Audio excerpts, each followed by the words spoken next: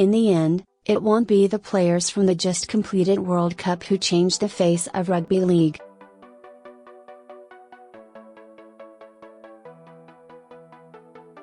Andrew Fifita and Jason Taumalolo did their best. They reportedly got blocks of land from the King of Tonga for their efforts.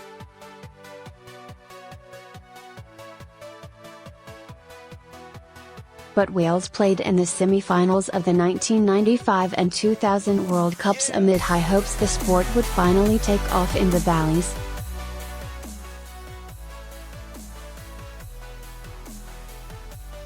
With due respect to John Keir and the 2017 Dragons, look at them now. The people who will determine whether rugby league really takes the next step towards being a serious international sport or sitting in the stands at Suncorp Stadium on Saturday.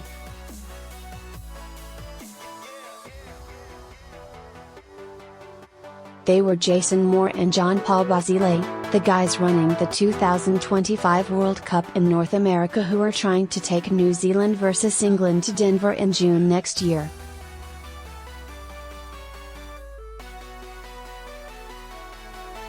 Their Toronto Wolfpack owner David Argyle Hough flew in at 2 a.m. and was back out, headed for São Paulo, at 9 a.m. Sunday.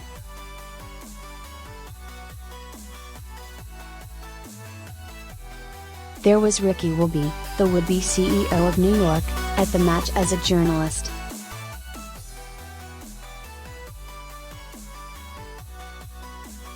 And still most importantly, there was the old guard. The owners of Blazers in Brisbane and Batley, who don't know who these interlopers are and who, equally, the interlopers couldn't pick from a police lineup, either.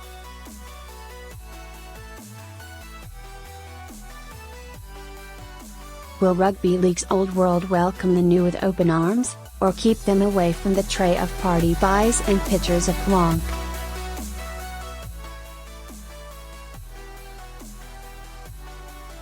Whether anything really changes in rugby league will be determined by whether the people who currently hold the power in the sport follow the lead of Paul White, the Broncos CEO, who gave Argyle a guided tour of the club's new $27 million training facility at Red Hill on the morning of the World Cup final.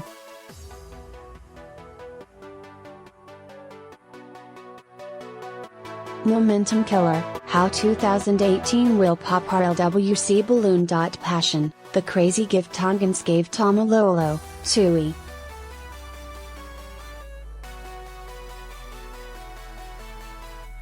Or whether we thumb our noses at their enterprise and enthusiasm, refusing to release players for a sanctioned international on a weekend next year when there are no club games.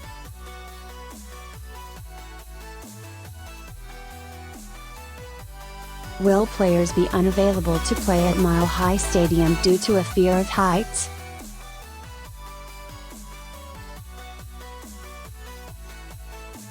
It's here the battle for rugby league's future in the wake of the 2017 World Cup will be won and lost.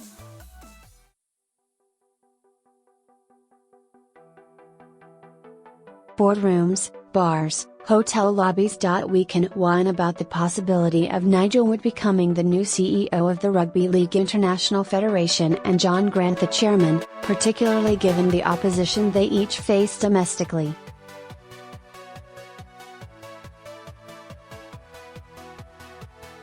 Can they work with the clubs? Is it jobs for the boys? But in the wake of what Tonga and Fiji have just done and the amazing television ratings throughout the last 6 weeks, do we have time to play the men, or should we just judge them on what they do from now on?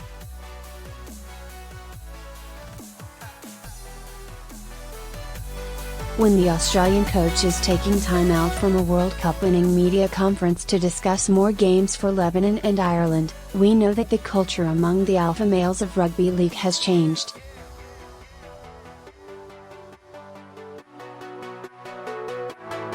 The weekend origin hasn't been tried since the turn of the century. It's a proven ratings loser, yet it is being done again for largely altruistic reasons.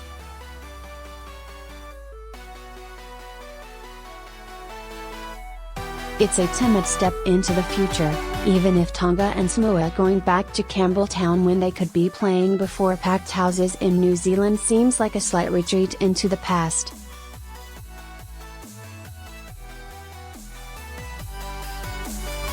The Kiwis' demise on the field could be their making away from it. The NZRL is too broke to pay its own players, but if it stages a Pacific Origin, use the word, not the same eligibility rules, mid-year annually and keeps the profits, it could trade itself into profitability.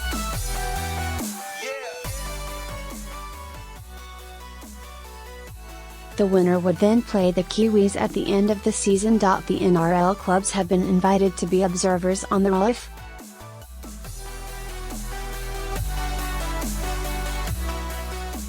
If we can all agree what constitutes a full international cap, then sure the CBA can reward all Test players equally, even if Aussies have to take that much discussed pay cut.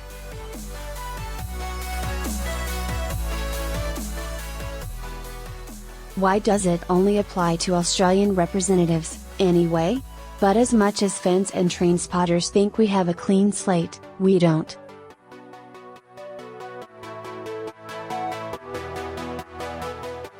In 2018 the Kiwis are touring England after a one-off Trans-Tasman test. In 2019 an international nines will likely precede a Lions tour of Australasia, and in 2020 the last ever Four Nations is penciled in for the Northern Hemisphere.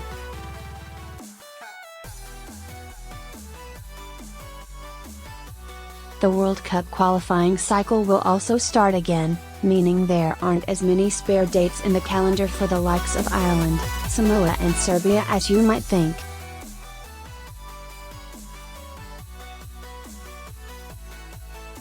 But just as Cameron Smith accepts shortening the season, sometime in the future just after Spock joins Starfleet, is a perfect panacea, there is another obvious step along the way.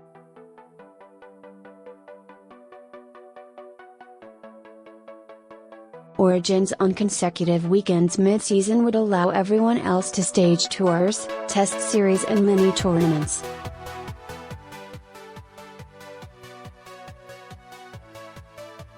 It would provide television income and sponsorship opportunities and do just about everything everyone is suggesting today after 6 weeks in front of the telly.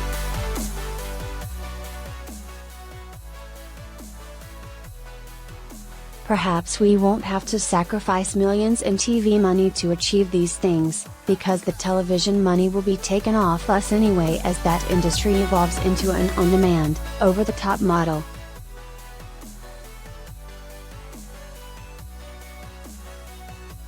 And then we'll need more internationals because we'll need to widen our base of broadcasters because otherwise we'll be broke.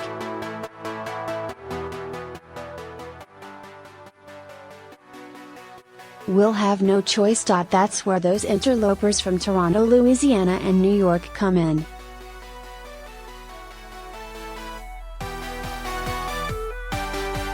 Be nice to them. Share the pork sliders and the Peronis. We're going to need them very soon.